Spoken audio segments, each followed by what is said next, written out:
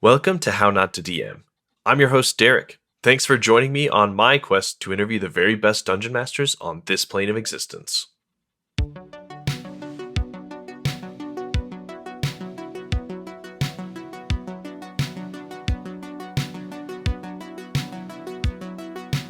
Before we get started, I need to shout out my patrons. Thank you for your support of the show. You help make this episode possible.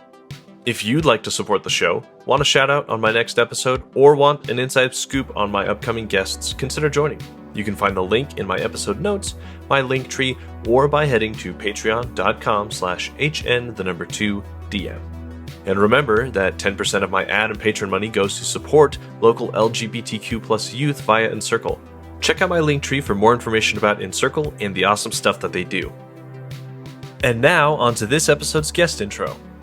Skald of Shenanigans, or simply Skald, has been creating supplements for games since 2021 and specializes in creative traps and puzzles for different game environments.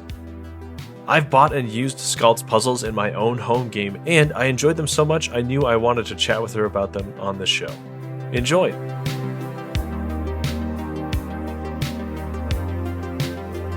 First of all, thank you for having me on the show. Super stoked to be here.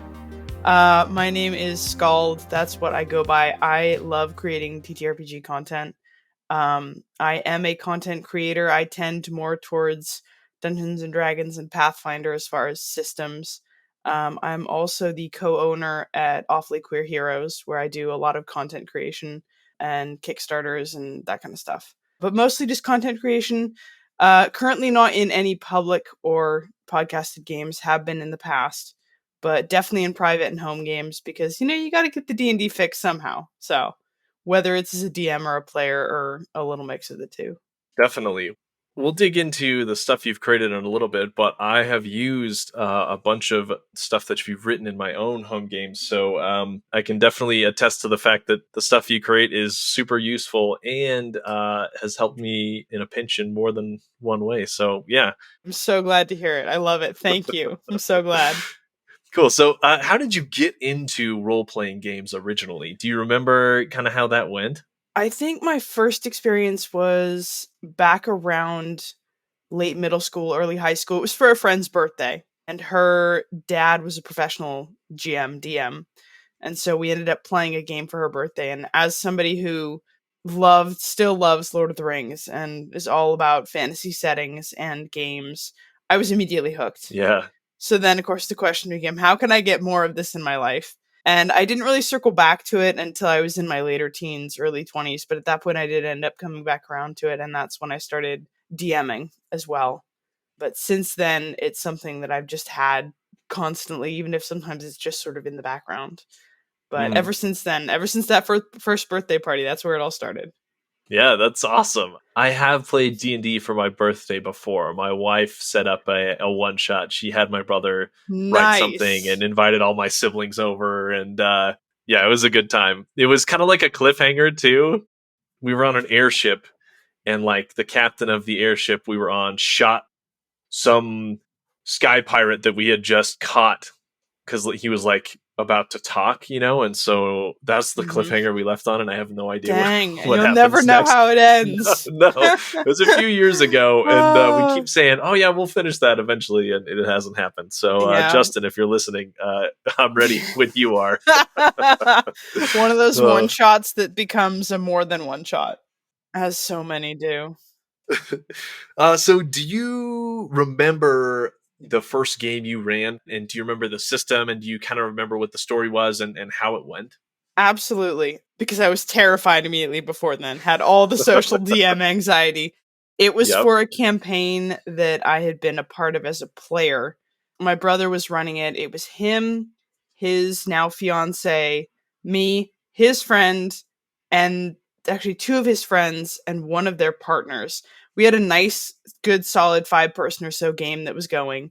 And my brother had been DMing it for a while, and he got very sick of it and decided that he wanted to play instead.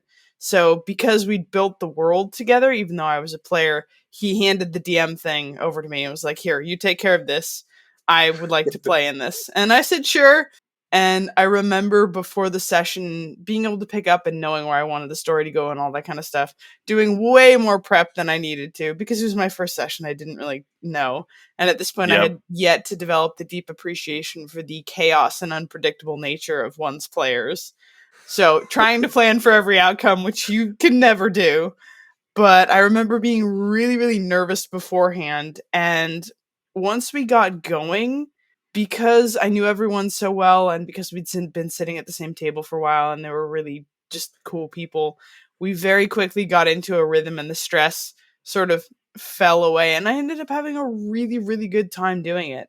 And I continued to DM that campaign actually for about a year and a half till we actually wrapped it up. So it was a ton of fun. But I do remember, oh, so many nerves and so much over prep before that first session. All the social anxiety.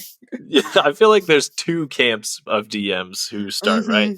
There's the you and the me who way over prepped and then did not account for all of the different decisions people might make. And then there's the other side of the coin, which is the people who didn't prep a single thing and just go in totally winging it from the start. Absolutely. So, yeah, Absolutely. I feel that big time. Yeah. And I would say if that was to be looked at as a spectrum, I've definitely swung towards the other way as the years have gone on. There's been a lot more pantsing it, so to speak. Yes, me too. Me too. In fact, you have to do it. Eventually it just becomes that, right? Yeah. So what do you feel like have been some of the greatest mistakes you have made while running games, either specific or kind of big problems that you've kind of run into? Examples of how not to DM. I can think of a few. Some of the more smaller hardware type ones is one of them is over prepping. That's a lot of time and energy to put into stuff that is not going to be played, and it's very easy to over prep and to try and account for every outcome. And focusing too much on things like numbers, when at the end of the day, the most important thing is that everyone at the table has fun. And as a DM, it's easy to forget, but everyone at the table also includes you. And so you being able to have fun as well, I think, is a big part of that. For other technical ones, and this one does pertain to things like traps and puzzles, one of them is reading your players. And there have been a few times in the past when I have not done as good a job as I would like to in just seeing where people are at with whether it's a single session, whether it's an event in a single session or a larger campaign, sort of reading the room to see if people are done, fed up, if they need something else, and just being really aware of when you lose interest is another one. But I think the biggest one that I would say is getting too attached to certain outcomes and certain events, because it's super easy to railroad when that happens. Especially when it comes to homebrew, as a DM, one of the hardest things to do is to put time and energy into creating something you're passionate about, and knowing that, first of all, it's never going to come together exactly the way that you want it to. Your players might take it and create other chaos with it. So having that ability to step back from something if you really do care about it, that way you don't end up railroading your players and then getting upset because they don't play it exactly the way you want them to, because that's not how it works. But it's easy to have that misconception, I think, even after plenty of experience in DMing. When you're creating your own stuff, it can be easy to get too attached to that and to forget to make room for the players and for their stories in there. That last one, I don't think anyone's given that specific advice on the show yet, so thank you. And you put into words something that I've had in my mind before. Like, I've had that thought, but I've never put it into words, whether written or spoken. I definitely fall into that same trap of like having outcomes I think are the optimal one that I'm going to try to steer them toward. And even if it's well intentioned, it's still, like you said, can be railroady. So definitely something to avoid, and something that I have fallen for more than once. I was going to ask about the second thing there too. Do you run most of your games online, in person, both? Used to be in person pre-pandemic and has switched to being online since that occurrence. Has that kind of been part of why it's so hard to read players and get a feel for how they are taking the story, or was that kind of happening before that? For me, there's not a huge difference between virtual and in person. There's a certain level of camaraderie and playful debauchery that can happen with in-person games that I miss, but I think that a lot of it comes down to learning really subtle nuances of telling when people are losing interest. Mm-hmm. And a big part of that can be that they're much more ambivalent about the choices they make as characters. Very kind of subtle cues to look for and pick up on. And I think a lot of it is just having more experience, having more time at tables. And I like to think it's something that I've gotten better as time has gone by and I've had more experience with it. I think the bigger one there with more homebrew is the other one about learning how to make something and then let it go, so to speak. Yeah. That's good, though. I know a lot of people feel like they struggle to tell how engaged people are playing online versus at the table. So it helps to know your players well beforehand. But also, I think you made some good points there about ways to kind of tell, even if you're not all together in the same Yeah. room. So, I think a yeah. lot of it's about, because ideally players get invested in their characters. They're something that's important to people. And so watching the way that people play their characters, when that changes one way or another, or when you notice that they're playing their character from a more ambivalent stance or becoming less invested in their characters or other characters, that can be a sign that something needs some attention. Yeah. All right. So, what about some of your favorite memories of really good stuff that's happened, whether because you made good choices as a DM or in spite of, bad choices you made? Good memories of improv, combat, role play, that kind of thing. A lot of those have always started with the old DM phrase, "Are you sure you want to try that?" Or, "You can certainly try." I've never said that. I think that some of my best memories are from games where players did something unexpected. Even if it's not necessarily rules as written, going along with it, doing the roles, being adaptable to it, and letting crazy stuff happen. There have been some inspired moments when somebody decides to climb onto the back of the giant bear that is attacking everyone. And because of the roles and the way that they roleplay it, it actually works. And scenarios like that, a lot of which come about in roleplay more so than in combat, that can be really fun and spontaneous, and crazy though they are, they can actually work. And I love them because as a DM, you have to think creatively for how to play through that scenario, how you're going to interpret this, how you're going to roll with this crazy punch. And it's also really fun because most of the time, the entire table, yourself included, end up just cracking up at the end of it. So I would say that that's been some of my favorite moments. There have also been some really touching moments of role play where you can see how invested someone has become in their character, how transformative for their own experience playing their character has been, and making connections with people at the table, making good friends. And so some of those moments that tend to bleed a little bit away from the table and into our personal lives in that positive regard, as far as the kinds of connections that we can make and strengthen through these gaming scenarios. That's another one that I think is absolute gold and just some of the best moments. Yeah, I love that. Do you have any specific DMs that you really look up to, whether the people who taught you the game or streams or podcasts that you really like listening to, people that you love learning from? That's a really good question. I have not listened to as many podcasts as I would like. And I've not watched nearly as much Critical Role and stuff like that as quite a few other people that I know. Yeah. I would say two cases actually come to mind, one of whom is someone in our TTRPG community here, Carrie Smith, who has run the Deadlands games. And I really appreciated sitting at Carrie's table because one of the things that I learned there that I hadn't really given a lot of thought to beforehand is actually how you set up a game, how you frame it, how you make players feel welcome when it comes to not only discussing things like lines and veils, but also saying, don't worry too much about the nitty gritty and the rules. We're just here to tell a story. And just being super clear about expectations from the get go and what kind of environment you want to create even before the game begins, which is not something that I'd given as much thought to. Usually it's once the game starts and then getting into it. So as far as setting up a game, that I feel like I learned a lot from being able to sit at her table. The other one is actually some of the advice that comes from Matthew over at Abyssal Brews. And I would throw out that your interview with Matthew and Fernando from Abyssal Brews was actually the first episode of your podcast that I listened to. Oh, yeah. Gosh, almost a year ago now.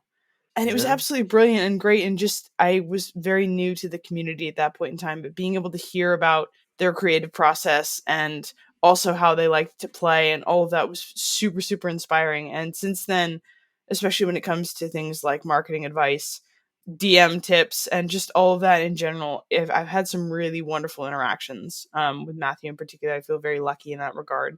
So he's somebody whose opinions and thoughts, especially around things like being a DM, but also being a content creator, I really, really value and admire. Yeah, me too. I feel like I could ask him any question and he would have something wise to say about it. I've definitely hit him up on more than one occasion with questions. Yeah, he's a really great person. I love Fernando too. Yeah. You know, his art and his passion is incredible. Absolutely. Yeah. They're a great duo. I tell them they're like the cookies and milk of the TTRPG community. The perfect duo. They are. I bet they love that too. Pre-Crisis, Post-Crisis, The Ultimate Universe, The Clone Saga. Do your friends throw these phrases around while you sit and wonder what they're talking about? Do you want to get into comics, role-playing, sci-fi, or fantasy, but don't know where to start? Well then, welcome to Geektown. Welcome to Geektown is a podcast where I answer questions from non-geeks and geeks alike about various geeky subjects in a space without gatekeepers and other toxic fans. What are the different timelines in DC? What makes the X-Men feared and hated when other Marvel heroes aren't? How many colors of kryptonite are there, and what does each of them do? Learn the answers to these questions, and maybe your own, at Welcome to Geektown. Available in iTunes, Google Play, Stitcher, and other podcast aggregators. Or visit geektown.com.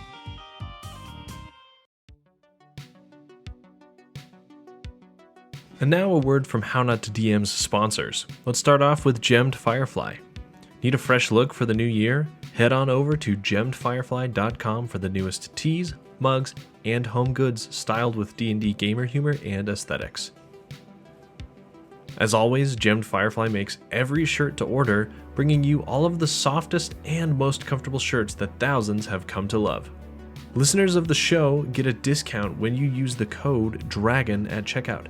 Find your new favorite shirt at gemmedfirefly.com now. And also, All Flex No Decks. All Flex No Decks is an actual play D&D 5e podcast set in the Valley of the Sunrise, where magic is heavy and dragons are plentiful. The adventurers must follow the leads to find the shards of Tiamat before her minions can, otherwise she will be summoned and their world will fall to ruin. Come join the adventure of heroes, wild magic, dragons, and crude humor on anchor.fm/AFND-1 or wherever you listen to podcasts. And lastly, Podcasteditors.online and Videoeditors.online. Are you a podcaster or video content creator who loves making awesome content but wishes you spent less time editing and more time doing the things you love? Check out Podcasteditors.online or Videoeditors.online to see their awesome rates and editing offerings. Buy a few hours a la carte or purchase bulk hours for larger projects. Let them tackle the boring stuff so you can get back to making more awesome content. Check out the links in the episode notes for both podcasters and video creators. And now, let's return to the show, starting up with a brand new minigame for Season 2.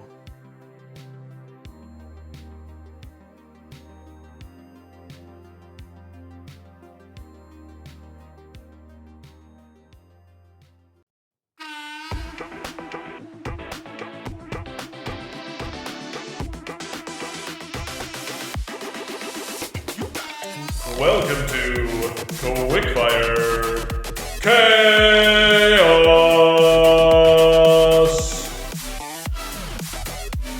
This week on Quickfire Chaos, Skald and I are going to use some random generators to create a place for players to explore in a tabletop game, and then fill it with traps and puzzles. I'll leave it up to you first. Do you want to build a scenario, or do you want to roleplay a scenario? Either or. Do you have any preference? Oh, you know what? I'm going to have you give me some examples of traps you might put in somewhere. How about that? Okay, that sounds great. That'll kind of like showcase some of your traps and puzzles ideas. And you don't have to like pull them straight from the stuff you've published, but that highlights part of your work that at least I'm most familiar with and that people will like. So let's do that. Nice.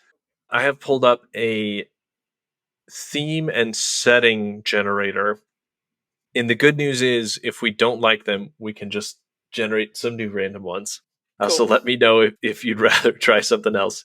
The example I've got pulled up is Steampunk War. And then what I'll do is I'll generate a random dungeon, and we can decide where the dungeon might be and then what types of puzzles would be in a dungeon for this story, like this kind of setting, right? So you've got a bunch, right, that you've written, all of your different supplements for different kinds of stories. So hopefully we can make this make sense.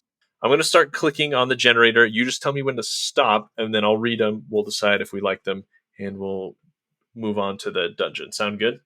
Sounds good. Okay. So just tell me when to stop. Now. Prehistoric survival. Is that something? Ooh. I mean, you throw something out, I will find a way to roll with it. So the theme of the adventure is survival. The setting is prehistoric. So we're talking before there's really formal writing, formal written history, right? It's probably mostly oral history still at this point. So that's interesting. That means that spells will be much less reliant on like written stuff, and more on maybe, I don't know, like earth-based magics or magics based on other things. So that's interesting. For the dungeon, let's just decide what kind of dungeon you might put in a prehistoric game. So prehistory, but that doesn't mean that there's still, or that there's not like caves that people have for specific uses, like burial caves. Or is this a cave people live in? Is it a cave people store stuff in? Like maybe they store food and water or stuff they're accumulating. Or is it a cave where they keep their dead, or a cave where they perform rituals of some kind? What do you think? I would say this is a cave where they perform rituals. So there are some protective measures that are in place. And it's a pretty big cave network that you've got going on here. All right. Big cave network then. We've got some rituals going on. The theme being survival, I suppose we could just easily weave that into, you've got to survive this cave to get to the end result. Exactly. What do we want to put in, like, at the heart of the cave that they might be trying to go get? There is a part of me that's tempted to say some sort of statue or idol of some significance that they've been sent to retrieve. Okay, I love it. Some kind of religious artifact or relic. All right. So we've got a cave. You said you wanted it to be big and kind of winding, a lot of different parts and pieces to it. We're looking for something of religious significance in the center. The people who use this cave regularly are trying to keep other people out, obviously, because they want to protect what's in there. So using traps and puzzles, what sort of traps and puzzles might these people put in here to make it hard to get to the center and to steal stuff? Starting with traps, I can think of a few off the top of the bat. You've got the roof that's been rigged to collapse. So Classic. If you are not careful as you go through a certain section of it, you've got part of the roof that'll come down, and you can either try to dodge out of the way or run further in. The chance, though, might be then that you're stuck in a certain branch of the cave. So you have to choose in a very short window of time whether you're going to go forwards or back as that roof starts coming down. Could be a dead end. It could be you have to take a super long way around once it's collapsed. You've also got you could always go for the stereotypical spike pits. Those are always good ones. I enjoy traps where there's some form of tripwire or something that if the players are observant, they can spot to try to disarm it. You've got the spike pits. You've also got thinking about the kinds of substances and materials that would be used at the time. So you can have a trap that might trigger a kind of gas or powder, the kind that would be used in cave paintings potentially, but it could have some poisonous elements to it. So that if you do trigger it, you might not be injured, but if you don't do well on a con save, you might suffer from temporary blindness, you might suffer from a decrease to your movement speed, something that hampers you or hinders you in your way forward. As far as potential puzzles and things to sort out, there's a few of those that would be fun. You could have a section of the cave network that's extraordinarily maze-like, where the players, by torchlight, are not able to get anywhere, but if they snuff out their torches, there's little bioluminescent fungi on the roof that points them which way to go, and they can follow that to get through. You could also have a section of the caves that has water potentially in it, where in order to get to the next section, they're going to actually have to dive down and swim through a portion of the cave, but they won't be able to tell that until they actually go and explore it. You could additionally have some idol matching. So we're talking about idols here. You could have a door that is sealed shut, and it only opens up when you have idols placed in very specific locations.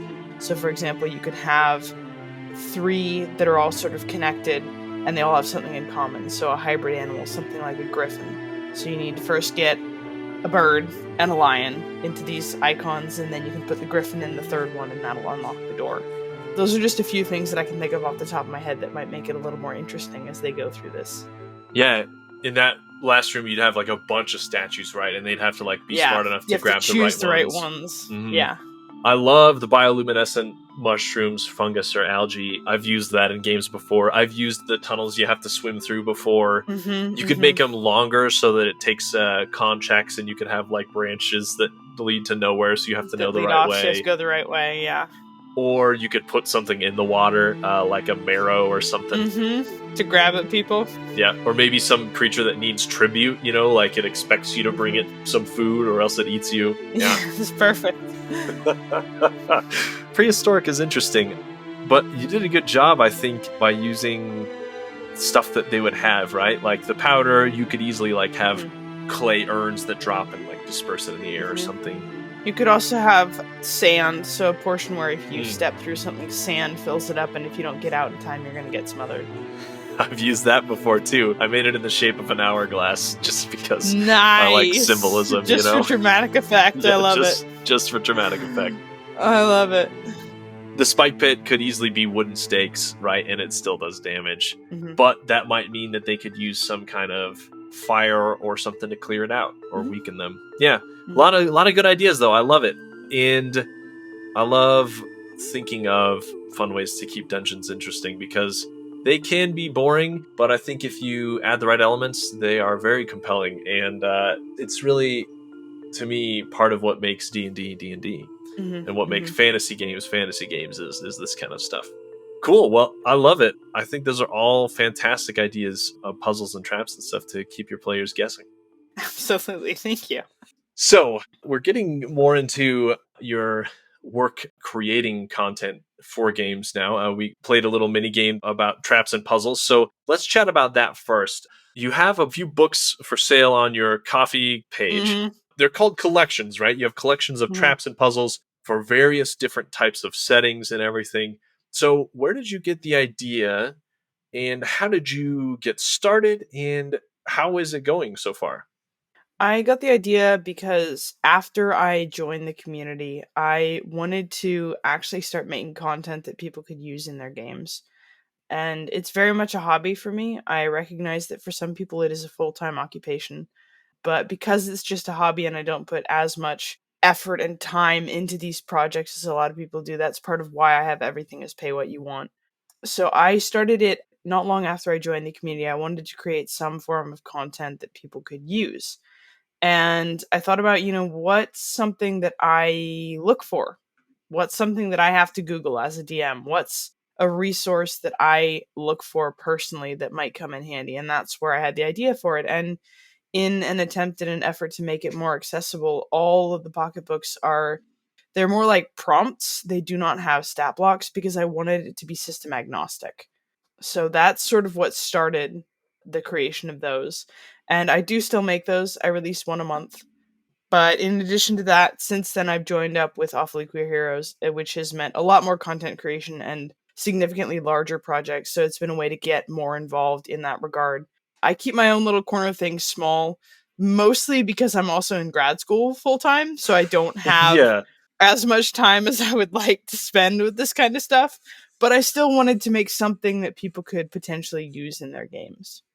I love that. And like I said, I've used a few of them before. I needed some traps and puzzles, and I knew exactly where to look to get some good ideas. I'm so glad. Yeah. What have been some of the themes that you've covered so far with your collection? Let's see. I try to do different settings. I know that I've done one for wintertime settings, inspired by folks running things like Rime of the Frost Maiden. This month's current one is Feywild. There's also Maritime. There's horror campaigns. There's a couple of other ones. Oh, there's one for Sky Settings, which is inspired because the Overisles project and the Belarius project came out around the same time, and that inspired me. There's gonna be Academic, Jungle, Divine, Abyssal, Laboratory, Sewers. There's a couple other that I can't think of off the top of my head, but trying to cover a nice wide range of different settings so that people have a lot they can choose from. Sounds like you've got at least a year's worth planned out ahead of schedule too. Just about, yeah. Awesome. I kind of alluded to it earlier, but what is it about traps and puzzles that you love, and where do you get your ideas and inspirations from when you're writing these? One of the things that I really like about traps and puzzles is I think they can bring an element of engagement to games that is sometimes missing. A lot of times people break down games into a balance of roleplay and combat. But there's other ways like skill challenges that you can work with characters, and sometimes it's really fun depending on the way that players choose to use their different skills. They can do things that are really cool. You can use medicine checks, you can use some of the skills that people don't typically have a chance to necessarily exercise. You can use your intelligence because maybe your character has read about history and there's a puzzle that requires knowledge of history. So I think it's a way that you can, first of all, engage with players and give them each a chance to individually play their character more and get into a different depth with their character. It's also a way to keep things interesting without it being exclusively combat. And I also think that there's a level of accuracy to it. A lot of the different collections have puzzles and traps that are environmentally based. If you are in a desert, if you are in the middle of a snowstorm, you're going to need survival skills. And so I think it's a way of adding another sort of depth of dimension to a setting that you play through, and a way of giving DMs more material to work with. So, when in doubt, if you need something that you can just throw out onto the table really quick, you've got something that you can work with in that regard. As for the ideas, a lot of that comes from being a player in the past and thinking, oh gosh, what were the things that people did that were so annoyingly frustrating but worked out really well, even though we all almost died. It's also just an idea of what in this setting would come up as a challenge and what would be fun as a player to figure out and as a DM to put to your players as a challenge. So that's kind of how I come at each one that I do. Cool. There are some people out there, not me. Thank you, Derek. I heard someone say that, there's a group who's quite vocal. I don't think they're organized, but there are people who don't like traps, don't like puzzles, say they're boring, say that they don't work, say that they're frustrating as part of their games. Again, not me. I love them. What is your rebuttal to people who say that, as far as why you think they are an important part of the game and fun? You kind of covered this a little bit before, but yeah, any other points that you feel like you'd bring up? First of all, I would say that your table is yours to run how you would like it. And I do not mean that in a condescending way. I mean, generally speaking, every DM is different. Not only for your DM style, but also for your player's style. There's going to be stuff that works. There's going to be stuff that doesn't. Sometimes traps just do not work. This is just how it goes. One of the things that I think is that a lot of it is there's less room for forgiveness with puzzles and traps. With combat, you've got CR ratings. You've got ways that you can figure out what kind of a challenge it will be for your players. With roleplay, you've got some flexibility. With things like puzzles and traps, there's that very dangerous area you can stray into where, especially with puzzles, the players are not able to figure it out and they're getting bored. They're getting annoyed. It's just a pain in the butt. It doesn't seem to serve a purpose. So I think a lot of it comes down to, first of all, I love puzzles that have more than one answer to them. Make room for your players to get creative, even if they don't solve it the way you expected or the way that they're supposed to. If it's close enough to solving it and they were creative, absolutely. So I like things that give you more options when you work with them. And again, I think it comes down to reading the room, reading your players. So I think that traps and puzzles are trickier because you have to have the right setting and you have to be aware of not straying into that, okay, now this is just becoming a roadblock and it's becoming boring. So I think that in light of all of that, when they do have that moment of applicability, when it does seem like a good time to use them, when you can play through them, and when you're able to, as a DM, adapt to your players with them, I think it can add an extra element of interest to your games and an additional way for players to use their skills and their abilities and think creatively. But a lot of it comes down to how it is run and how it is played through. And that's part of the reason why I say, it's not for everyone. It's not for everyone's tables. But in the right settings, I think it can add some really nice flavor to any session or dungeon crawl. Cool. I love it. You have named some of your collections Kathy's such and such. Kathy's Creepy Collection, Yes. Kathy's Craft Collection. I know the reason, but yeah, where did this name come from and why is it so meaningful to you? So the first 3 that I made are all the Kathy's collections. After that, I started shifting into more setting specific. But the first 3 are because my wonderful and slightly maniacal grandmother was the one who, growing up, always encouraged me to pursue the things that I was passionate about. Very much not along the lines of, you need to grow up and become a doctor or a lawyer or whatever. She was very much along the lines of, you should just go out and have fun. And she got used to me as a kid being the one, out after dark fighting goblins with a stick in the woods. So she always encouraged me to pursue my creative passions in that way. And she knew how much tabletop games meant to me and have meant to me and how much I've gotten out of them in my life. And so she always supported me to get more involved in that regard. And at the time, she was quite sick at the time when I did end up joining the community, but she got to see some of the kind of first groundwork that got laid. And so I wanted to name my first few pocketbooks after her, mostly as just a way of getting it out there because I feel like I owe her a lot. And while I may not be a novel writer, if anything of mine gets out there and gets into other people's hands, I just want them to know that, the people who support you in your passions, those are really important people. The people who say, this idea is crazy, I love it, let's do it. And so I think that that's something that's really important for everyone, not just for me. And I wanted to have a way of thanking her for being that in my life for me. So that is where the name of those first ones came about from. So thank you for asking. Even better hearing about it the second time. I love it.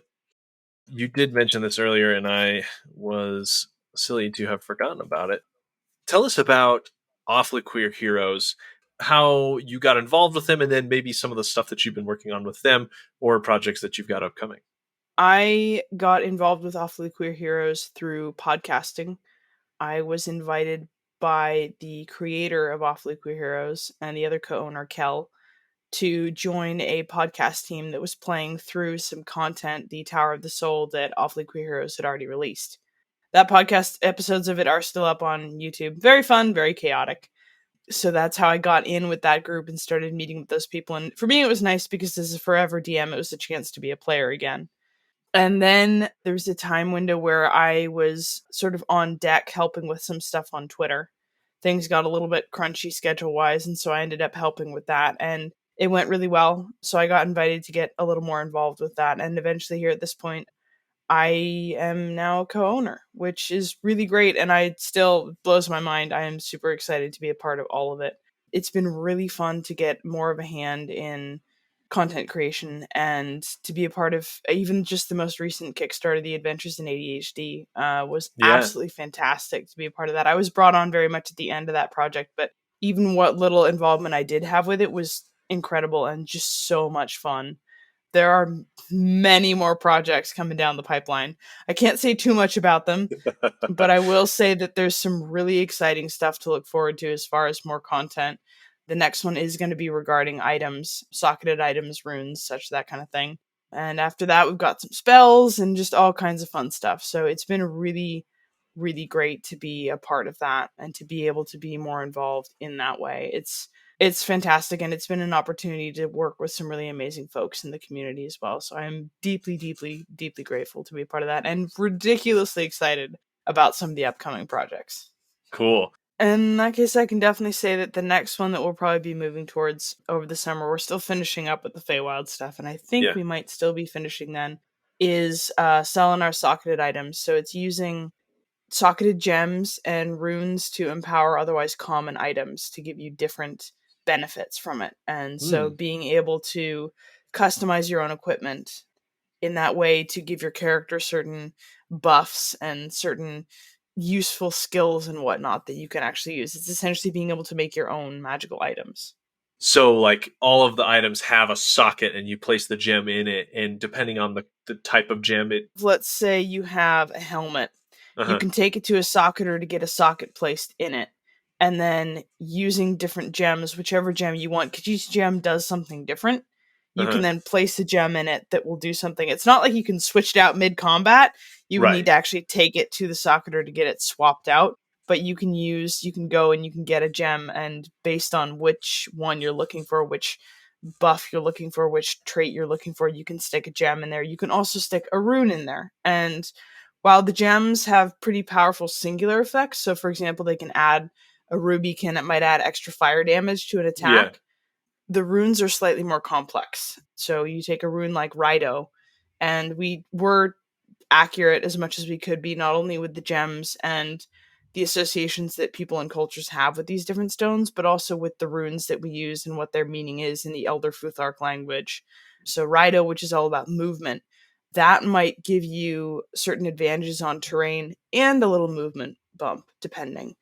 So you get to choose based on what item, because a ruby in a helmet is going to do something different than a ruby in a bracer. But based on the item and how you want to build up your character, you can get potential different advantages. It's a way of sort of flavoring your character and adding different abilities if you want. That's really cool. Like you said, it gives you a lot of customization options that, like, just waiting to find a magic item doesn't really give you, or like hoping it's going to be in a shop. Absolutely. A very particular style of game, and it's something as a DM you would account for. Yeah, I love that. That's a really cool idea. You've spent a lot of time working on lots of different projects to give DMs ideas for traps and puzzles. You've worked on some projects with AQH. So you've done a lot to create useful content for DMs and GMs out there. As far as advice that you've got for DMs and GMs, if you had to think of like one or two really crucial pieces of advice you've either been given or that you've kind of created yourself that you have for people out there running games or wanting to run games, what kind of advice would you give them? I would say for the first time DMs and GMs, my biggest advice would be, first of all, know your table, because it makes a huge difference having people that you know and are comfortable with. Second of all, take a deep breath. It's okay. It's about having fun, and yes, that does include you. And it's also okay to be really nervous. That is A-okay too. And I think the third bit of advice for the first time in the newcomer DMs and GMs, other than just kind of knowing your table, is also just that know that everyone's going to be different. You know, don't try to be Matt Mercer. Try to be you. Because you are going to bring something to the table that no one else can, and that's you. And you'll have your own unique spin on stuff, and that's important. That's part of being a good DM, is being your genuine self. Which is why I say know your table, because you want people where you can do that. For the longer running DMs and GMs, I think the biggest piece of advice I have is when you are creating stuff, when you are running a campaign, be able to put in that energy and that passion, that excitement, and then be able to take a step back, because it's probably never going to turn out the way that you want it to. But having that kind of flexibility to deal with whatever direction the characters want to take the story in. I think of it kind of like creating worlds 2-dimensional, and then when the players come through it, that's when it becomes 3-dimensional. Taking enough of a step back that you don't feel the need to railroad your characters, and that you can have that flexibility where even if they do take it a way that you weren't expecting and you do adapt in the moment, you're also still having fun and you can enjoy it. And that you can still really care about something even if you can't control exactly how it turns out, I think is a big one. And then lastly, I would just throw out on the side, if you want to, if it's important to you, make sure you find ways to be a player in there too. Because I am of the firm belief that being a player makes us a better DM, GM, and vice versa. I agree 100%. Awesome advice. All right. So we've talked about your collections of traps and puzzles. You've got a bunch available. Pay what you want on coffee. You've got a bunch that you've got coming down the pipeline. We've talked about your AQH projects. So where can people find you? Where can people interact with you and find what you're working on? I would say the best place to find me personally would be at my Twitter handle, which is at Skald of Shenanigans, because Shenanigans was a little too long. So at Skald of Shenanigans. I'm fairly active on there. Yeah, that's the best place, I think, to find contents. I also have my coffee, however you say it, linked up there as well. And I can also be found through the Awfully Queer Heroes Twitter, which is at Awfully Q Heroes. But yeah, come say hi, shoot me a DM, don't be shy, all that kind of stuff. Awesome. Well, thank you so much for joining me, Skald. It's been a real pleasure. I've loved using your traps and puzzle, like I've said. So I'm so glad. That makes me so happy. Thank you so much, Derek, for having me. It's been so great talking with you. Really, really appreciate it. Thank you. Yeah, pleasure's been all mine. Thank you for listening to How Not to DM. And now, it's time for a sneak peek into next week's guest, Cassie, the writer of the folk horror 5e supplement, What Crooked Roots. Ooh.